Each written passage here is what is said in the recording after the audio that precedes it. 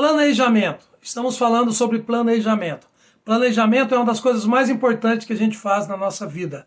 Muita gente pensa que a vida tem que ser levada ao acaso e que não se deve ter planejamento.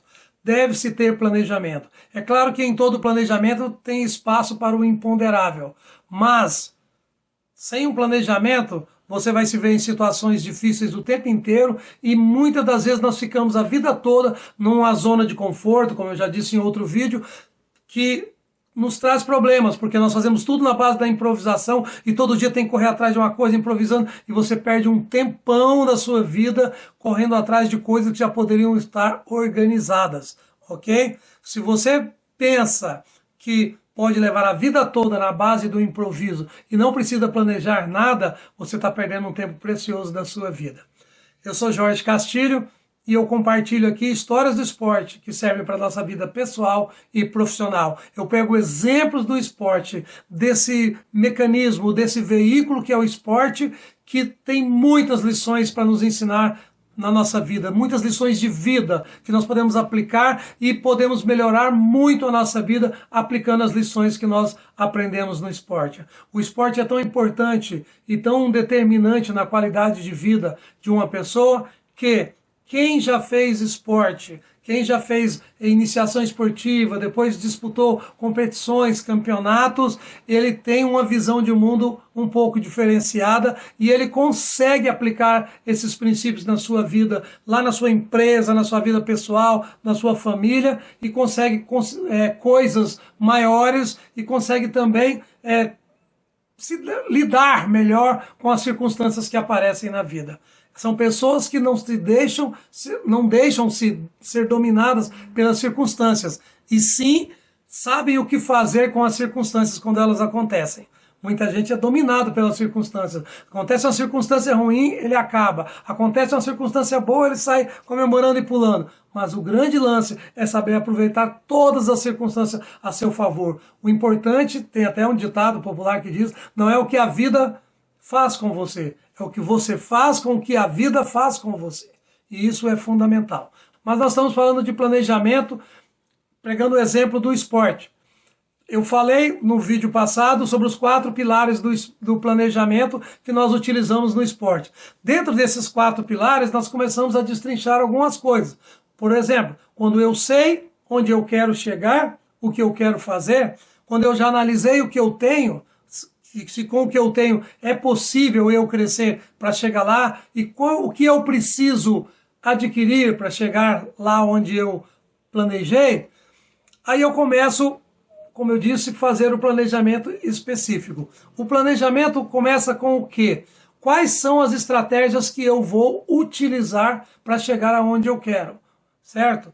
Então eu vou pegar... Primeira coisa é dividir em etapas. Se eu estou planejando para daqui a um ano chegar em algum lugar, como eu já falei no outro vídeo, no esporte, a gente começa a utilizar algumas outras competições que vão acontecer como preparação para a competição objetivo, a competição alvo que eu coloquei. E também dentro do meu treinamento eu começo com uma escala menor e vou subindo essa exigência dentro do treinamento, seja ela física ou técnica, conforme a competição vai se aproximando, e aí eu vou trabalhando, porque vai chegar uma hora que eu vou ter que diminuir um pouco, por exemplo, o trabalho físico e aumentar o técnico, diminuir o físico e aumentar o tático. Então vai ter uma hora que eu vou ter que trabalhar com essas variáveis, e o saber trabalhar com essas variáveis, dosar certo, intensidade, volume, que faz com que eu consiga atingir os objetivos de cada meta, de cada fase, aliás.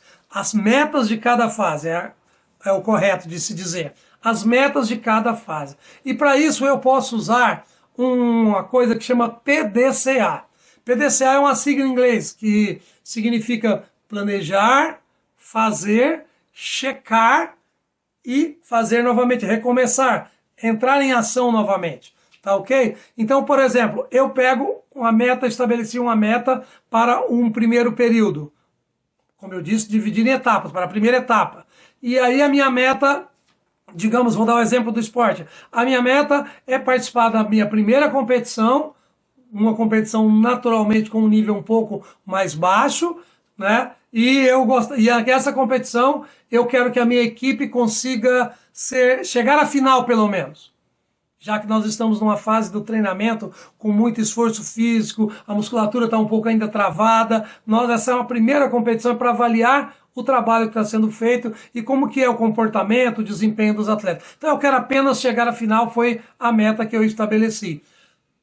Eu fiz todo o planejamento, começa a competição, como é que nós vamos jogar, eu estudo as equipes, jogamos aquela competição preparatória e depois que eu jogar a competição, chegar o resultado final, eu vou fazer o check, a checagem, tá ok? Então eu planejei, fiz e vou checar.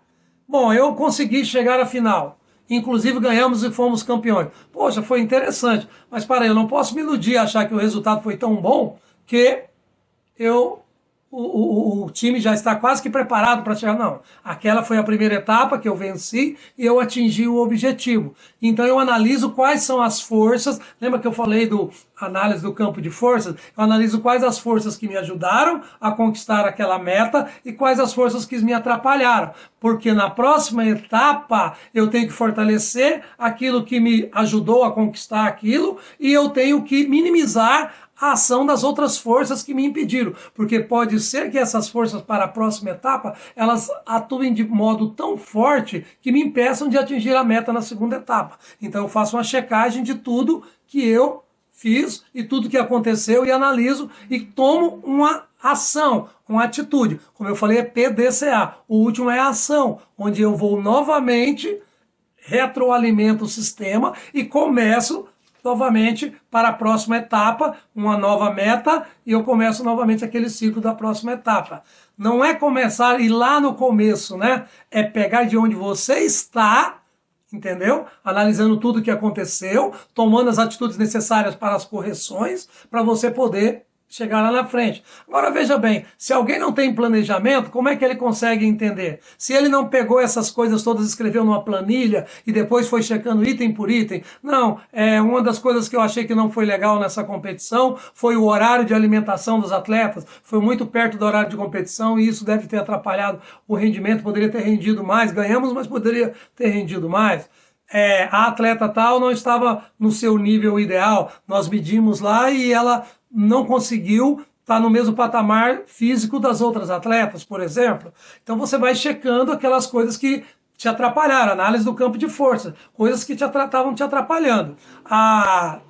O horário dos jogos e tudo mais. Você vai fazendo todas essas análises. E depois você analisa o que te ajudou. O que foi importante que me ajudou? Não, a equipe conseguiu executar bem o projeto tático que nós tínhamos feito, a equipe se comportou bem fisicamente, o horário do jogo era bom em vez de ser ruim. O horário do almoço, da comida, foi ideal porque deu tempo de fazer a digestão e as atletas poderem entrar na quadra e jogar e darem o seu melhor. Não tinha nenhum atleta contundida, todas as atletas tiveram, ou pelo menos a maioria, 60% das atletas tiveram um desempenho esperado, desejado.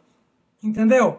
E aí eu faço essa análise. Mas se eu não escrevi isso, não planilhei, né? Vai lá no Excel, cria uma planilhazinha, escreve isso, todas essas forças de um lado para o outro e de outro, assim, e faz uma análise e começa a fazer o quê? A ação, tomar uma atitude para corrigir o que está errado, para na próxima etapa você conseguir atingir a outra meta. E de meta em meta é importante a gente ir atingindo-as. E eu quero te falar uma coisa, reserve um tempinho mínimo que seja para comemorar quando você conquista uma meta em cada etapa. Um tempinho mínimo, não fique muito preso na comemoração, porque quem fica comemorando demais, às vezes vai se prejudicar na sequência. Por exemplo, acabo de conquistar uma etapa, uma meta, eu dou lá uma semana de folga para todas as minhas atletas e tal, porque elas foram muito bem e mereceram.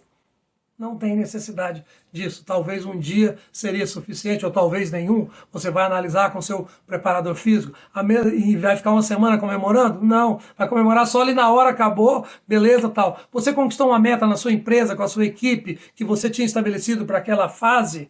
A sua meta maior é atingir, por exemplo, um volume de vendas no final do ano. Mas você, de cada 2 meses, faz uma checagem se todas as ações estão indo no caminho de atingir aquela meta e descobre que a etapa do primeiro bimestre foi cumprida com êxito. Você comemora lá com seus funcionários no final da tarde, tudo mais, mas no outro dia é trabalho duro, porque tem ainda metas a serem conquistadas, tem objetivos a serem conquistados. Trabalho duro é a única coisa que nos garante sucesso, ok? Eu quero te convidar para ser um imprescindível, alguém de qual o mundo não pode abrir mão. Por isso, planeje as suas ações e você vai ver que vai ser muito legal. Eu quero dizer também que nossos vídeos hoje estão saindo num horário atrasado por causa de problemas aqui com a internet, problemas com o meu computador, mas eu já resolvi e agora vai sair no vídeo um horário um pouco tarde. Peço desculpas àqueles fiéis que cedo, logo cedo, né, 6 horas da manhã, na hora que sai vídeo, estão lá para assistir os nossos vídeos. Mas foi um problema e hoje foi resolvido. Espero que amanhã não tenhamos esse problema, ok? Vamos embora!